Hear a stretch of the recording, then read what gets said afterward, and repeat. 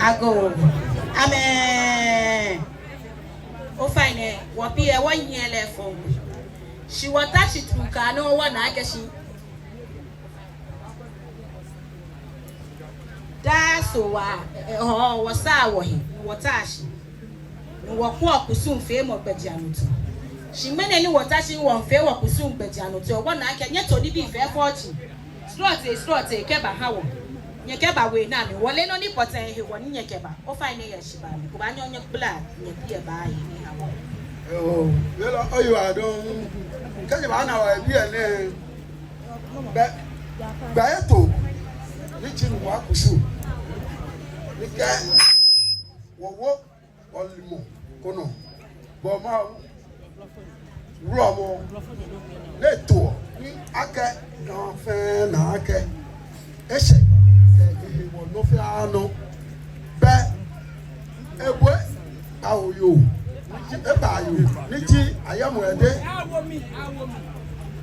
eba to no onye keje adore wole sia akwete fast ba kanyo ana o ebi ene the few this eshanye be jan ade na yi alright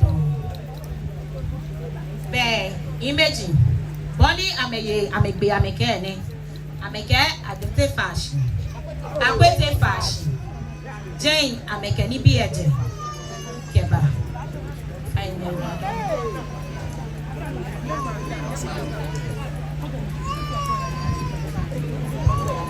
o fine ya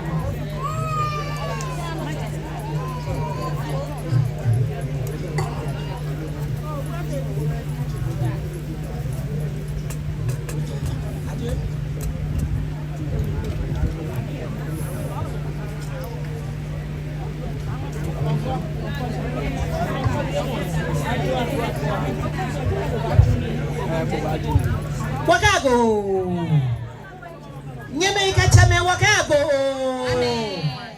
kawa ya biye watu wa heni waje ni watu ono hewo ni wo babie mena gbene washa onupa mi ni ko bote hia ko cheye hia mi ene hewo obabo nye keche tafra che kawa bo ametafra che pe no tumo no oba bendo ete no e hawo nte jatu agbone wakambo nye keche tafrache aka ameha wo biyo ni wakale bahishi ni wole ne ni biya no ne nye keche ni bi ni wakaba no ko abo ametafrache ne nye irado o chame be onugo ne che imeji ade imeji e ke nye irado yo no se awon ya no lolo bi edo wa ke wo fe lo yo ya Jachoni machine agbene wakaba bi yo eshi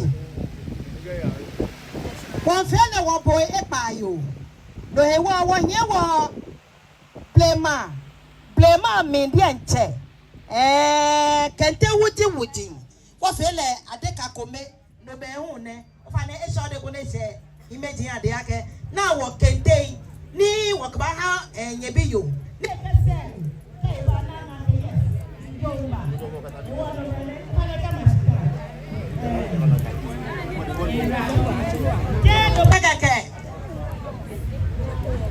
ye fine ye hishiba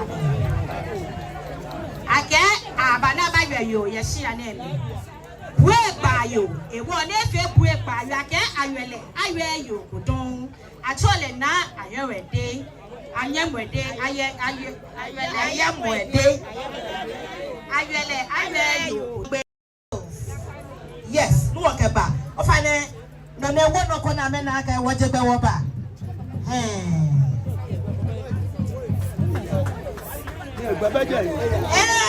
kasa no me kaba no meji no ni yo ade cafe fe o na mi ne ka obu mama ogbena oh odi ogbo ka shinu ka ni bi su oku e aka de here won lodu ofane ne won no ko na me na yo we ba osu no me ya bia la won ye le bagi ne ka ba chake agbene won ye na boy sote ka no ashino ne ka ba shwe adia gba wujin ne ka ba shwe ni din ka ku e ka Nuumo alawe play romance. Nuumo alawe play romance. No man work and Nuumo alawe play romance. Nuumo when you are a wonderful instrument for enjoyment. Nuumo sane enjoy Nuumo yegbele eye kasi. Je no beka ke. Obo nu ba sha won ye da woji.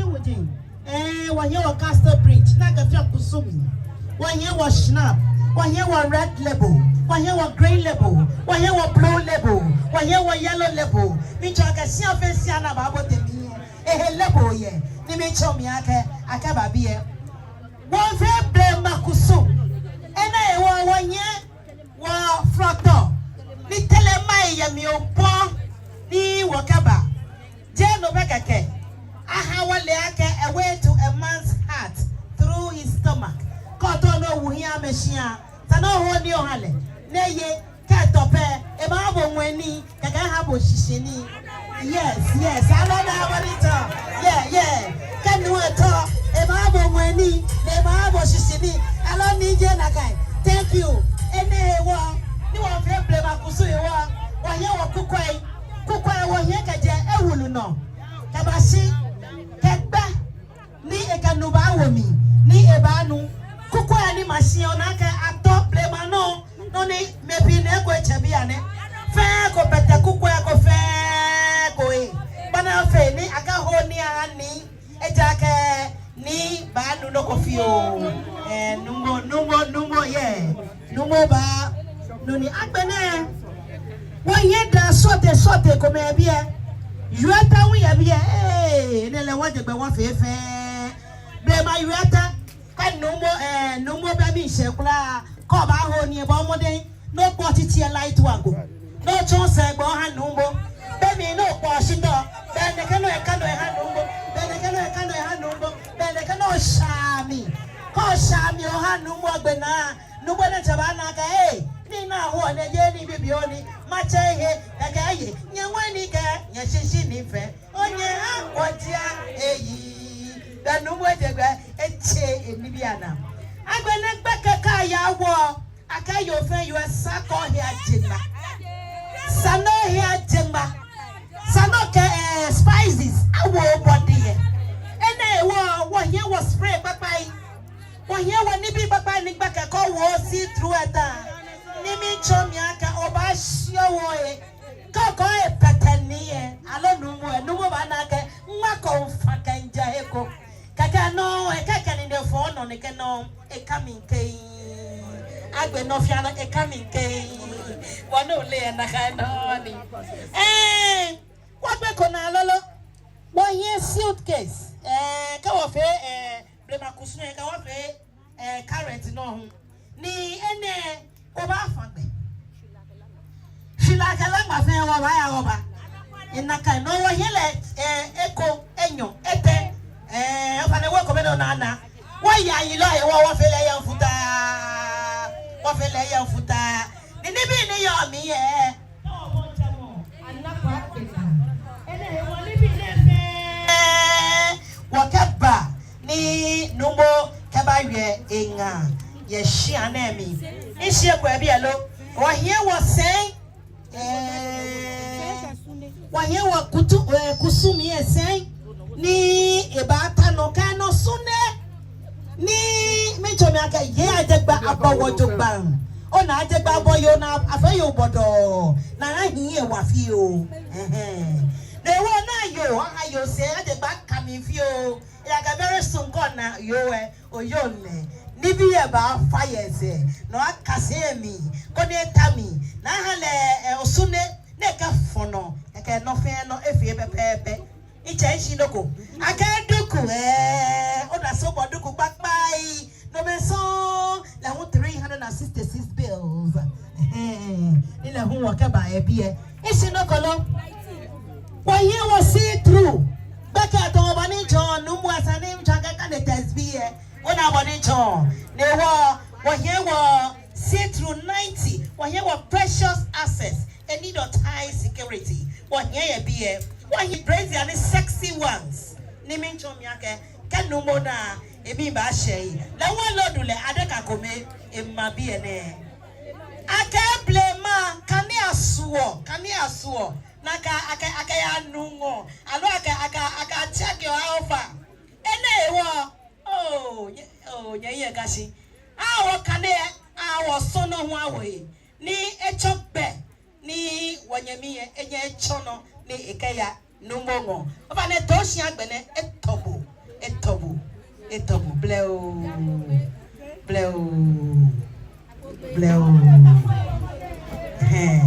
Naka yo nae behind so no bad yake ni bi baba o ni waka ga you know like ya wo aga tutu ko ya bo ya blek nkete ne ko o da njengba no gba ke wo ba hanyi no ni bi ne fe waka ba ni isi no go yo Nuumo ishira don ni efe boe Ekpaa yo ajegbe atu o Nuumo ni oyi o loko ye be e o ye kwemu asani ka tobolumo ajegbe ache na habo Kusum yo ni ba wabo no kefe o Kusumi mene gbine no ni Gborbu na Nuumo bokete lawe ina amemba le efolo ameke ni bi baba hoba ameke ameye kente different eja ke gbomo ewo at Brazil ko men yali ke ogbo ke se ma die eje nke bo yin ke otile ke ba sipe ke ka ati mi nke bo yin nke bo ni ya ewo mi no oti omi sinu Gborbu na Brazil na ba ha yoe aha la ke ekela yin aketa sin yesedin ke be fale se dani ejie hepo eja ke bo yoe achobo dani oba joko kra be alo je e ko me la mekpene na acho ameda na me ya shi yoe asana achebo dano ya achobo dano oba wabi ane ye ko me wo pene wade nche wo cho yin ewo ese bi akekeji oda ko ni opa ocho pupa ewo ni wo small ni wo ba cho pupa alo wo small no bla yue ba cho pupa ni Gborbu na mene gbine no a che heba ahale ni bi baba ho ake ahale spray ta frache boko ho eni ke eho he o feel no yo egbo onyo ogenu kan si yo e ke di etale no nu e feel egbo baba le eteshi ka chele bo eke no fi onna eja keshi feel ni egbo flavor na ke ba chu emi flavor egbe no fi anona shekule no mi enu mu eyin edo eto ne fe ni bi baba ho Nuumo small e feeling bagbo eha ni bi baba ho eha ohini mai ejake ke atobolumo ohini mo wo ke ya manjano tumo be ni wo manyeme za me hefefo ji ne ko amenajiye ohini ba amewo ahale kotoka different ne ke ba ajepo ato yuete ejake shike ya manjano asane pa klobo ni klobo ake eka eno na futu omo na ke blue wo mi eko e wa je ba hale yuete na ge yue klobo na je gbe che na fole ojoban ato kukwe different ye bi ahale dan ahale soft drinks asa ahale dan ni na wa ake hia na e ba ya ke kola e wa ahale kola se fe ko ato po keke baba o ato ashinoi koni ekese nye fa ne cheme mini wo ko Nuumo na yo kawa ya biye inaka o coordinator po keke ni machine be ni e ka ake habwe ni e bo no ni e wo smo no oyele ningulo aja ka money ni eke beku ni sha ewo ona ke ni na no nke mbeku ku na ke ba bi egbe mi to ni ke fita ni bi ayin ngulo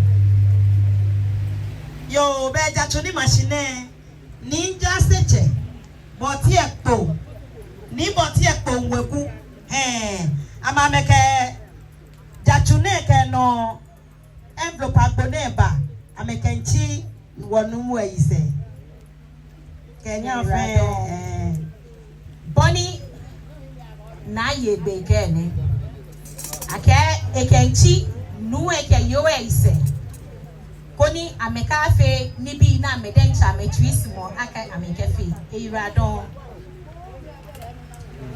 akeboni angmalepo keke no fia na ya lepo magme twisima bobo keke masuma bobe no tawo he keke baba jima bobo dia sabeni mina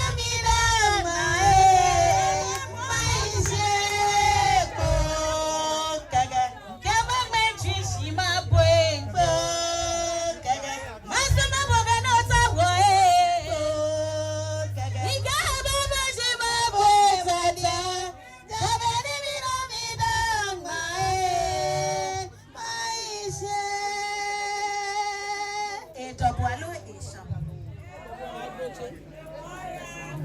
Como ponye o ba no shi ani bo akwale sablanko e bia ngona age ani bona keji o kwendo je o ba no shi ma ka gbe na no ba e jange wona ko wo shi ma wo wonye ma ne fa ne ke amega ga sumo ni bia na amega ya shi ni bia enyami ewo mi pa fine ago o me kata me ago chame kanyeme sande fio ko no wa ba wi eji fio me ake ni na fio efe me ko ma na pe ke atolumo aha le show ni lenu jo ni gbe kan yo fio ka ya fi pawo akala ha bu na fi Ekpaa hu akala ha bu no chosele ni okala fo Kusum no Kusum fe ma fe kron shikati show ni ta frache ehie somo do ke okala ya fe Kusum wrong ni no ene wo fe agbena to ene wo ke abasi no wa Kusum no ni wo fi ane e ka fe nye hi eja e ja ke me bi nu ko chichi olololo kati ato romo kaja kan dan be fe romo na to abo sejo na ha bu e moni lenu abo sejo ne lenu abo sejo ni woman sabala pa ne senya be Africa club yi abo si abo woman sabala pa ni senya be Africa club yi la kale yi kale fe sejo la won panye fa mo fe ma anu wo sisi ake Kusum ake no wo le e ba wo dudonu ni e ka numbu afa Kusum o to pa wo won panye fa Kusum hewo atole won panye fa wa atole na ayawo ede are yoko are yoko na ebia no ebia angela ayawo ede la le ko ami le ya o wa ma mi iradon akọ ami o chon wo o iradon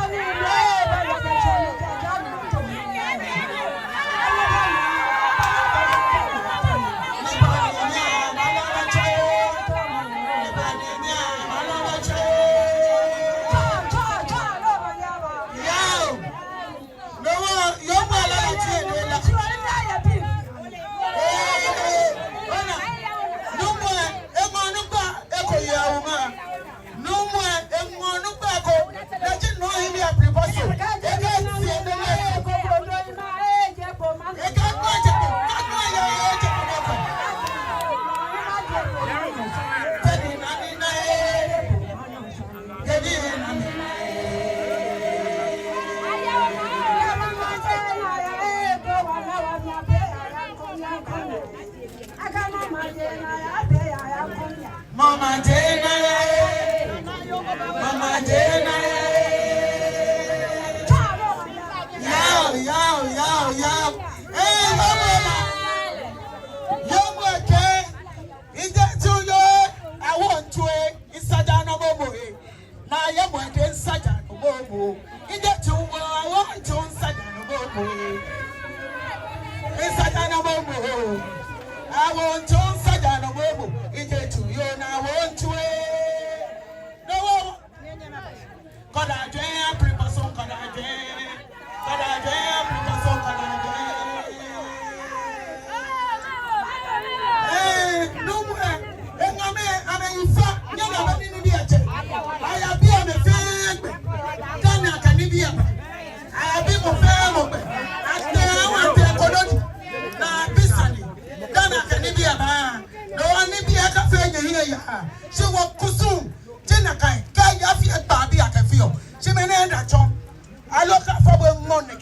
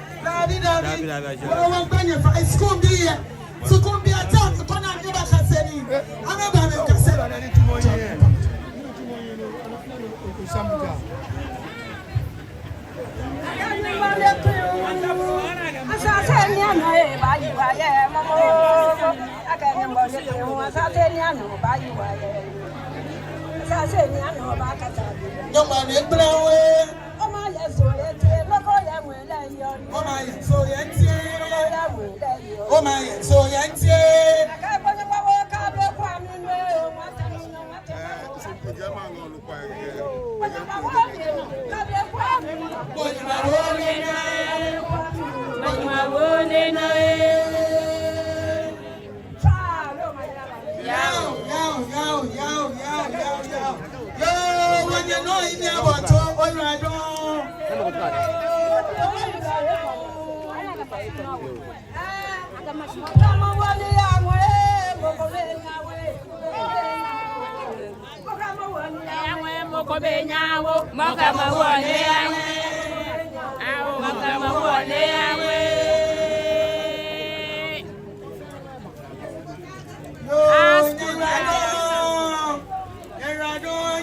Shitse.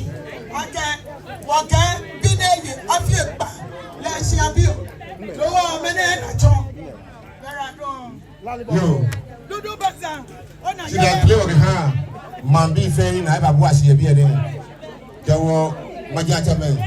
The Maja Yemen. I'm a poor man. I'm a poor man. See that play, you know. See that play you are what you fair no. You are there, I'm not there. Whatever one no more bomber we Nuumo lakote agba wusi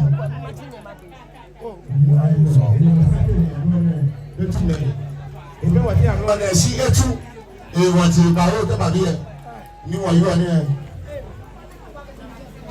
whatever ke wa advisor ye do was body ai ke money be baba o ai ni anu wa ma yin ke to ni was body yin ke jo amla lo ede kaji onawo ke fe lo yo amlo de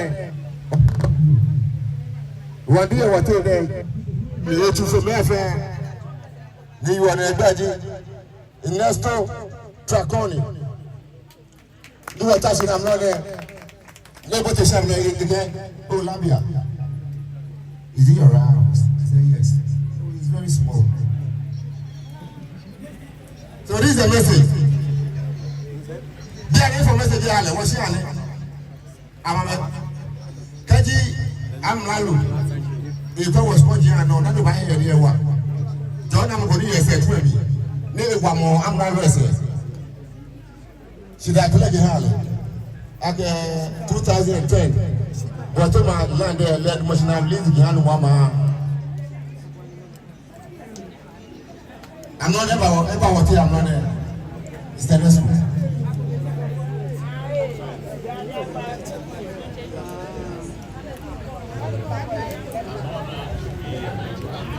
I hear you.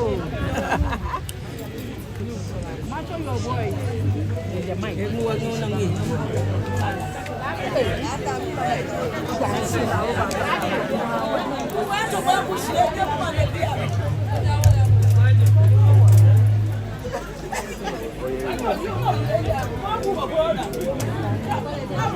Abote, ora kan di kufu. Tele dia tamu ko. Tele tamu ko. Ina agbe tamu ko bebi.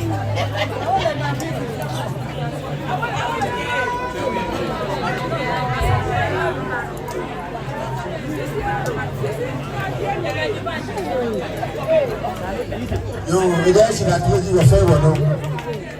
No, on the island. Just don't talk on it. If I'm doing that, I get transact, no more. The people that were down on it. They walk there. Not the one that they all do their one. If you want to show fair what they are. When I get ready, then I Kusum, get the general too. You be proud of the people by the back. She had was shown that you have it.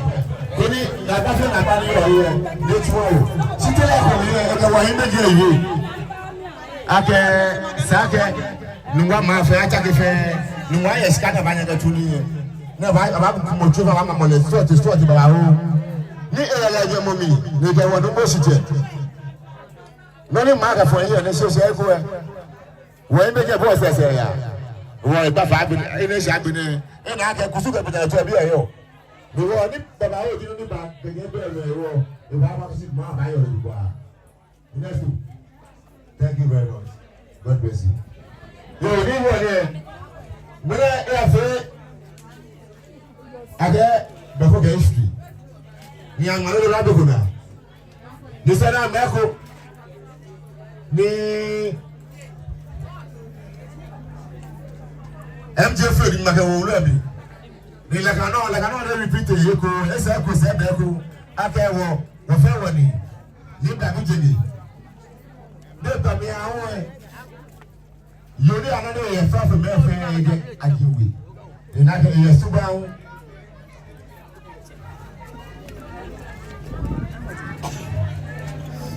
And I only say that one mommy. No matter like you back. It be you. Me, I'm not a couple times you will see put that on me. Look at this our family. Okay, Lele, history is a repeat to you come. Okay, okay, people more than my chocolate, people more.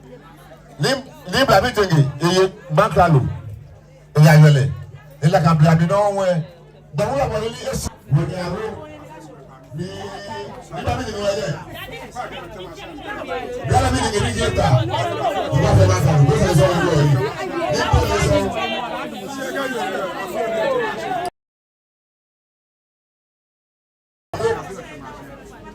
I am where they want to do you.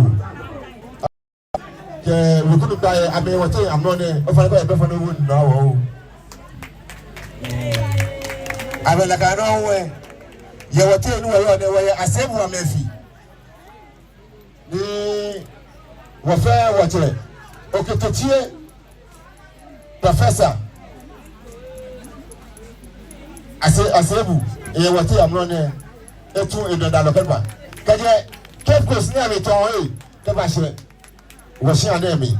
And Jack, not for the one of my I make a water. They are in the moment I was sure that you. Tell me, Yato, the friend I believe can be your man. The be your man, or I'm not there. I make a bataya was someone named now to our the army. They will see that police are working out your fear. And it was what you want happening.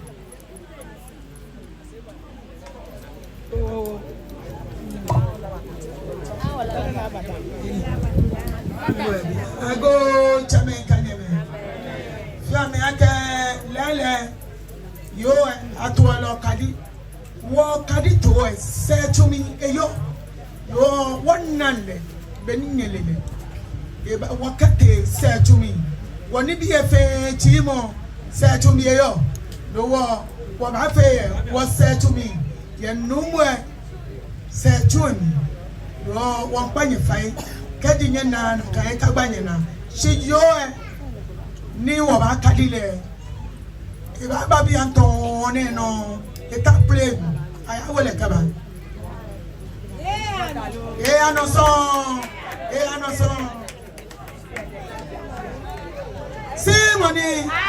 Simoni babu ramo ke bene ni trasa ko shebi e ama nye wo ye fe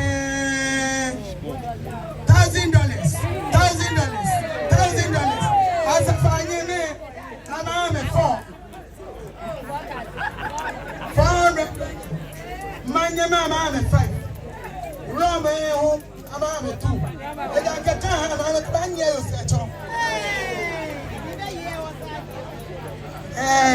no why nyafi akoni nya wa mo kaba mam dia o ma nya $100 transact no need you as no way no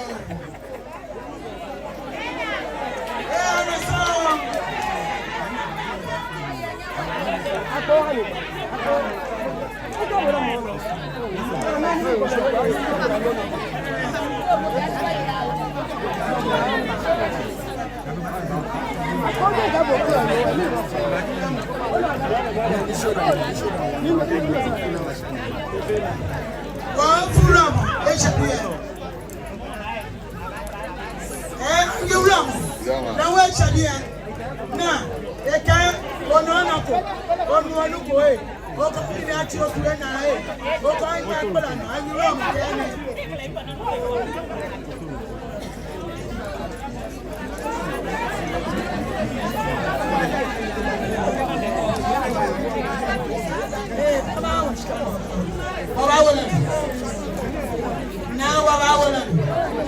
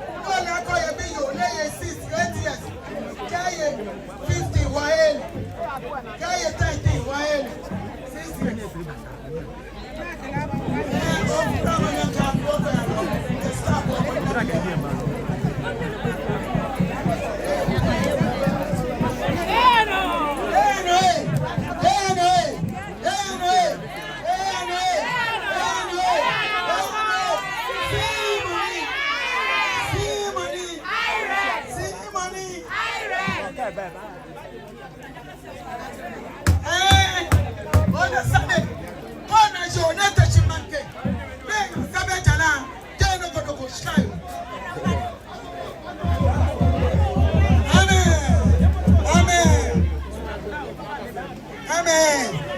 Lord, now you're going there, I'm not gonna. I'm a son, I'm a tanko, no more college. Can't buy many. Everybody can't. Look at I am medical. Amen. 48.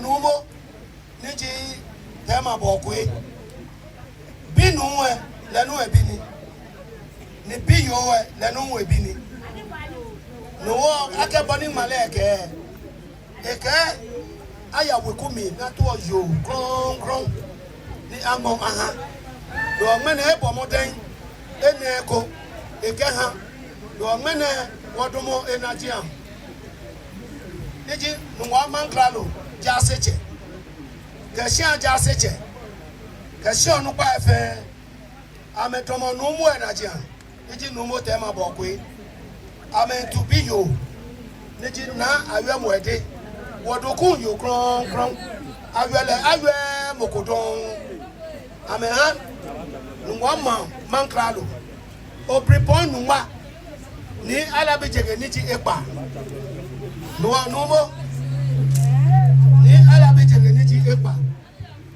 bobo ni si onu pa e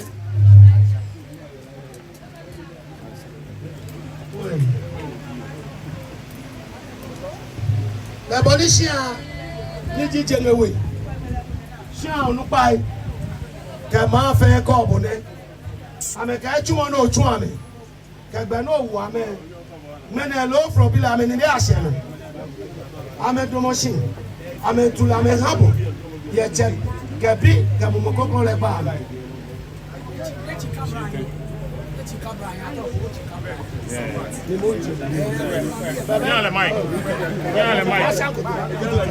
yo obi ponu mani ala bijegi ya dumbonu wa mana amlone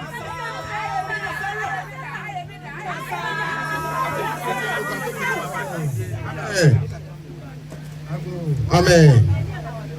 Amen.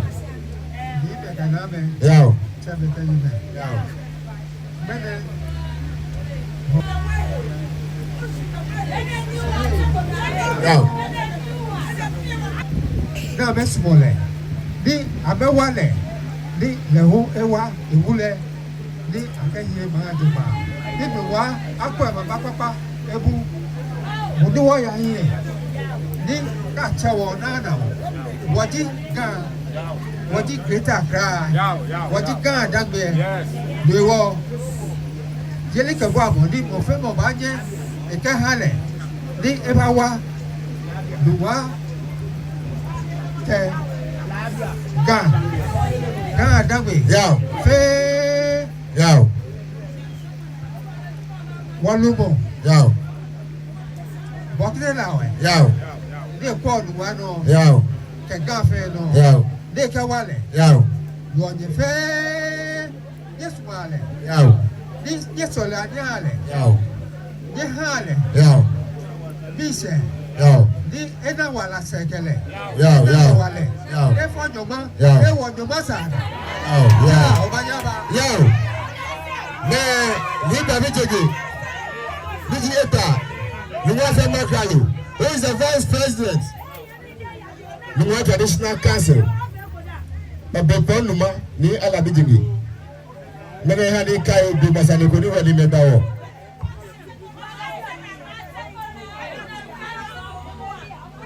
Ìméjì ọ̀gá FMF ọkọ̀ ọ̀gbọ̀n yà Bàṣíà. Ìméjì ọ̀gá ní ìṣẹ̀lẹ̀ ìgbà kẹsì. Mọ̀fẹ́ wọn ní ọmọ ọtí ìtọ́ ọ̀fẹ́ nìyẹn. Ṣé wọ́n sì ní wọ́tá rẹ̀? Ẹ̀yà ni wọ́n ká ẹni wìbọn àwọn ni wọ́n ká ẹ lé ọ̀gbẹ̀kọ̀ náà. Wọ́n yà wọ́ ní mbànkyɛ okele ka yɛsi yɛ na ɔkɔ adoko yi ebe eti na abɔkɔ atowa yɛ tuutu ni mbànkyɛ okele ka yɛsi mbànkyɛ okele ne ka yɛsi na akɛfɔ na okele mo ne ti okele mu wɔ mu oye mbànkyɛ akɛha lɛ sɛn eyi o wɔsi ya eyi o na akɛha lɛ eti ɔsɔ bɛ ne wo ne wɔ wɔ amadu wɔ ne mɔsi ne yɛ. Minute wo be aka esa aka oba yewe wo je ma to tetra ya fuli ala fa kwa lu bu je yi e ja ke wo ni wo so ye yori e ka esi get le ji nele ye na tole na kle na kle bu e sha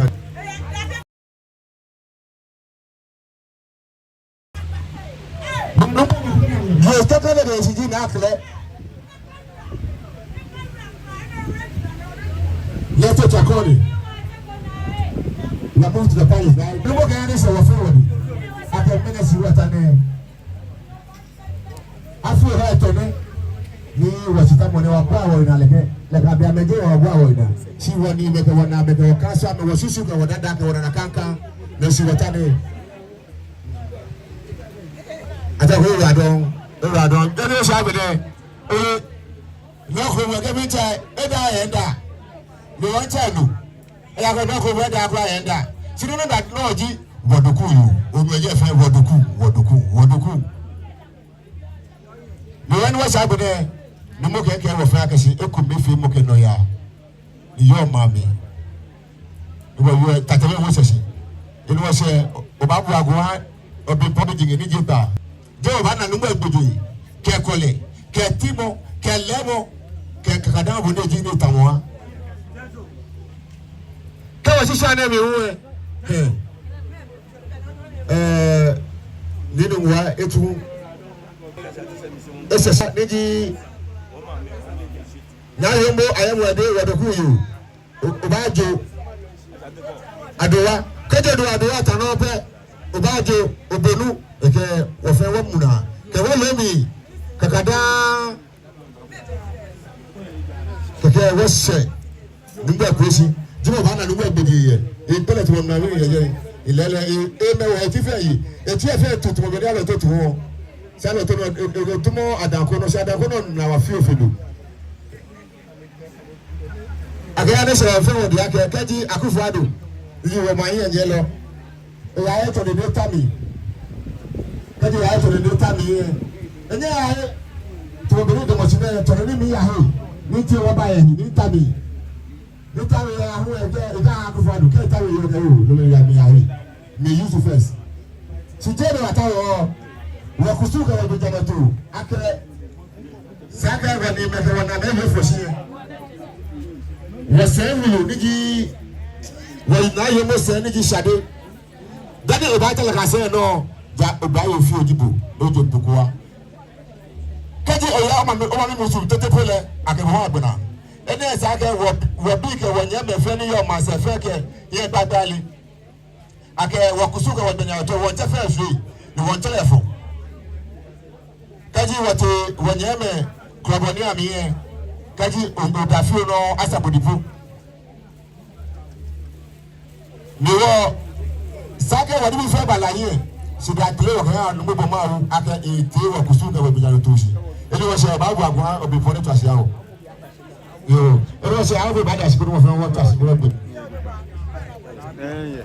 ago chairman kanyame yo one danishi wo kanya na nu wo be nyirado wonder ship yo anyumo jenche eja mmoni ni eja onye fe mo no ko nnani no ka ba gwa ko ke mo ko ni le yo anyumo jenche achobu won bi kwala won bi sholemo won bi noya ya nye mo nyenu enye ko ti ara antoni nyirado agbane wona kome eta ni nejo ni chole na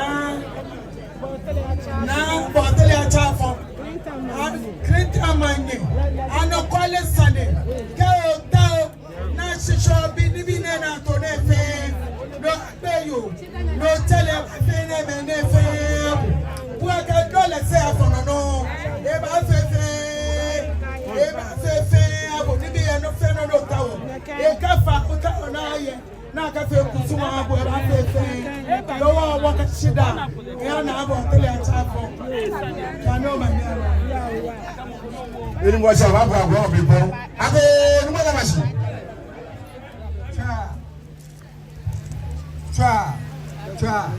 cha manyaba yeah cha manyaba yeah babra fe ko bi yeah cha manyaba yeah la cha be ka jeme ni be ka na be yeme yeah ni de so eso so tu ago cha manyaba yeah wa wale wa ilo e yo wa ya ga tuwa yeah e fe wo ya ko na bi are ila ko wa la ko le ti ba na ni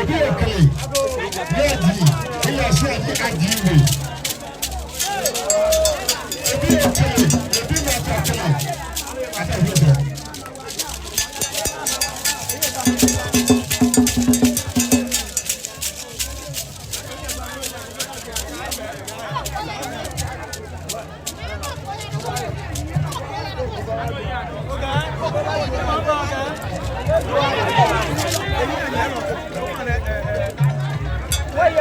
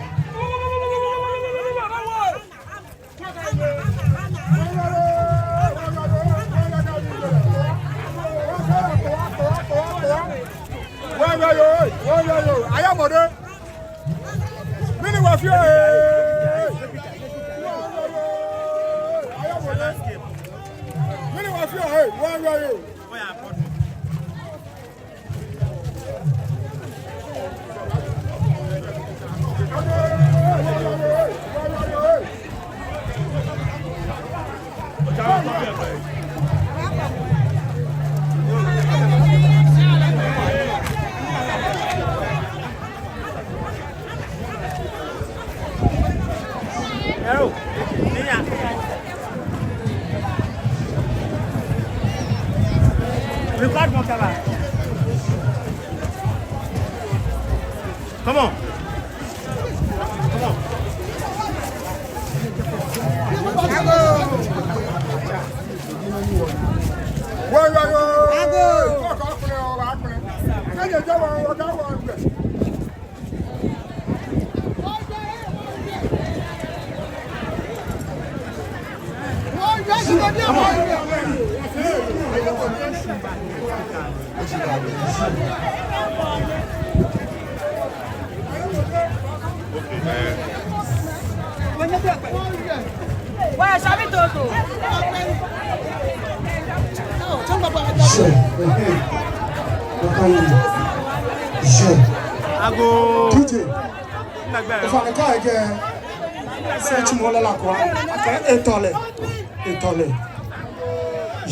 Étolé. Quand il DJ, tout le monde, étolé. Quand on tient, on va t'en étolé. Je, d'accord, il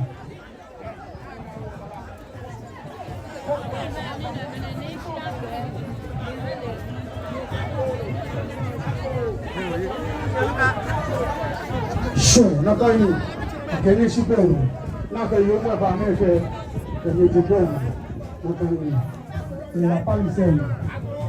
Je. On va faire un fois tu vois les pays. On comprend avec. Je. Vous savez bien. Je. You find one back at me. I'm more bad.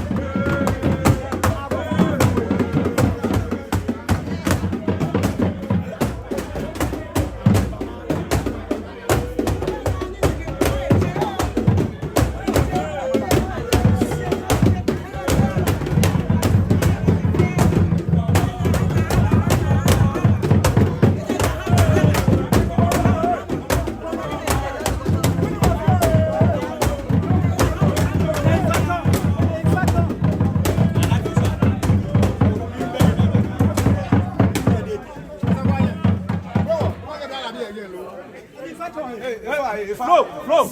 Chabla la bière, je vais aller à Getty. Tu m'as qui on va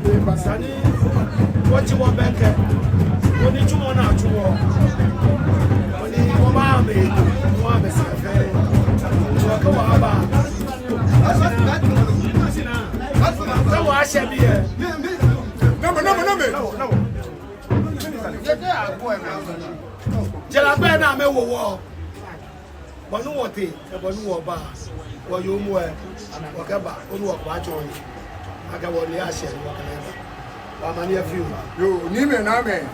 Ma ja che me. The few ni we lo ye gbe gan eh.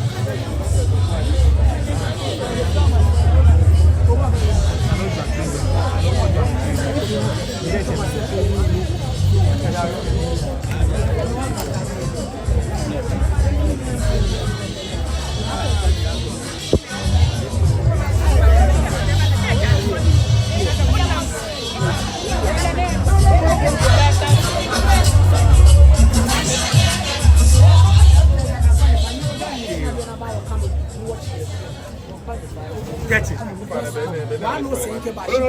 It's perfect. You read it. Yes, sir. So there are some kind of people who are saying that this right that we do was not that easy. They have this the first time. What will you tell them? I mean, this is the rights that have been with us from our very first existence here. You know, the Nuumo Foundation has almost been 820 years, and it's always part of the Gborbu.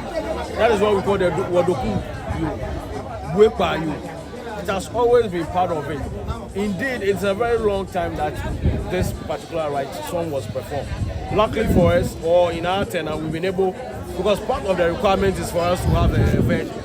You understand, and we understand and appreciate the challenges that we have now in getting a virgin for the rite. Luckily for us, we've been able to have one, and by the help of God, we've been able to do the ceremony very beautifully, as you have witnessed. And for almost about 5 days now, it has been wonderful.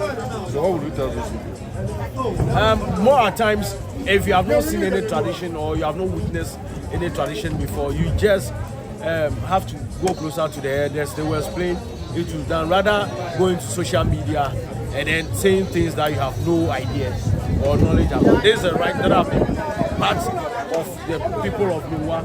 All this the last Gborbu, indeed that I am wedding. You understand? The last Gborbu had an I am wedding. You understand? the Ayemode is that is the actual title for the boy party. You understand? That is a title. Finally, what will you? First, we have to thank God Almighty. Now it has taken the Gborbu almost 7 years. This year is the 7th year after it was installed as the Gborbu. And luckily for us, on the 7th year, he is now complete. This is the only lacking ceremony that he has not done or he has not achieved.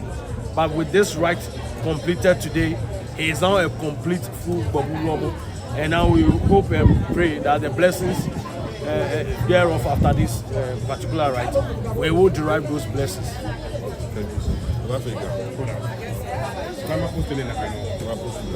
Continue. Live. Okay.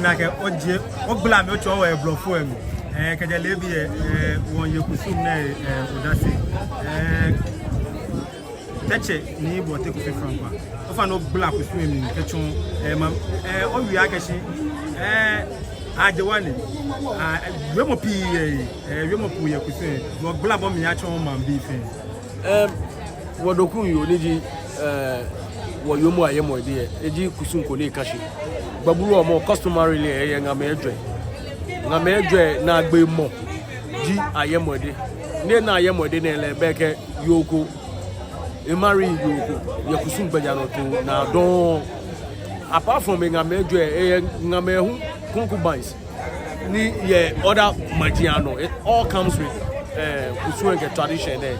You are drone na Gborbu omo a 7th year ne menen wo gbe Kusum na efe eyemu ayemo de Kusum clear there na efio legimoni a leader na ke wo dido mi mu fe legimoni e ba tu na ke nu tumo ne agbene hu ke wo ye ba janu ke ni bi fe ba wa ni akekwe wo ye agbajanu to agbene hu ba wa ewule ni ji Gborbu omo ye Kusum clear there ko meni le ayemo de le peji money ba yen fe agbene le emusum bi ji money ke yo wa fele grow money yen ni for emusum bi pe ni ba yen etu wo jima won community tele emusum bi pe ni ba yen etu tele e ni tumo e wo Kusum fe to almost about ochi ke be san na ni ajishishi ken clean asane efe echo butu wo ni apele echo lobi ke gbe na won asana atu yi akele baba ko em na atu yi fe afe na kan Kusum won hand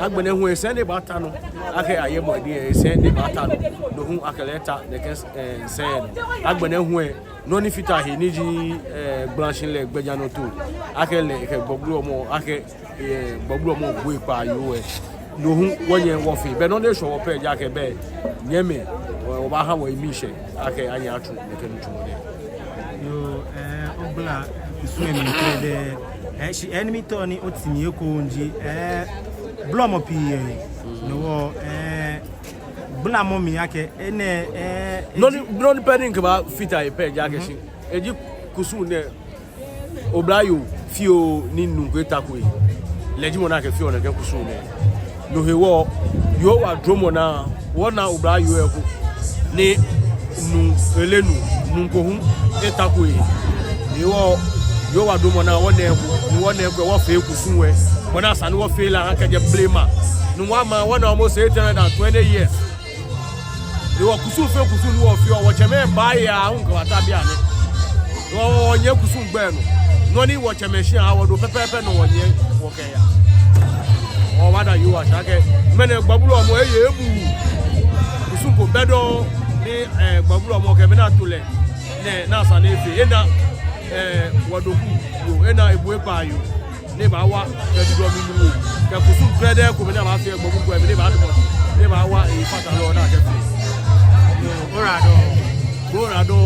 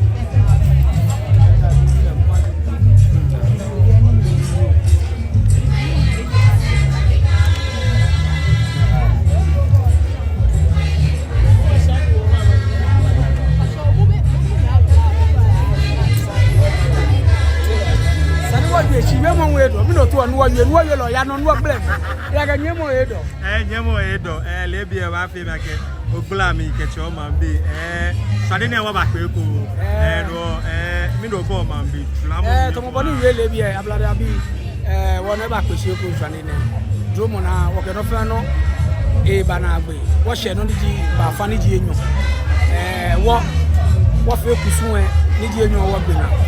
or back and over feel Baslawana. One after what I see, what said you me, what to lie, no what to feel. Okay, I flow you about you.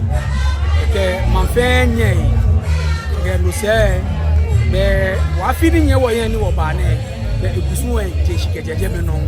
You are blood, you were living over Cassia Garangway, Garangway Kusum, you Kusum your fortune bar. No, Bamia one year. You work a somo, there come a few more. I found what Kusum, you want you buy you. You know, being Baba, I mean, I'm not going to make it bad. You get share for me. You make away in a coffee. Baba back, Mama Mobu, see where 2 more.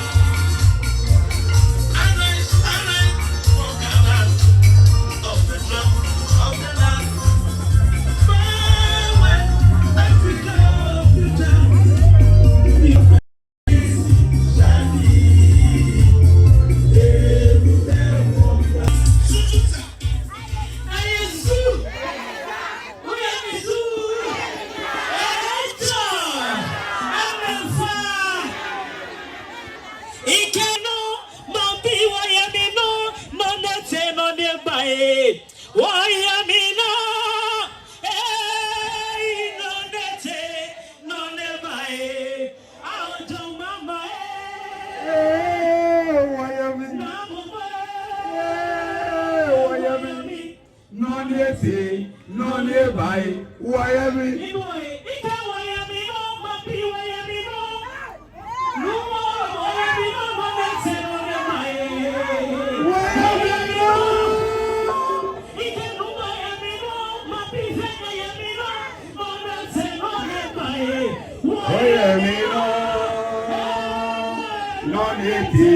Non nearby.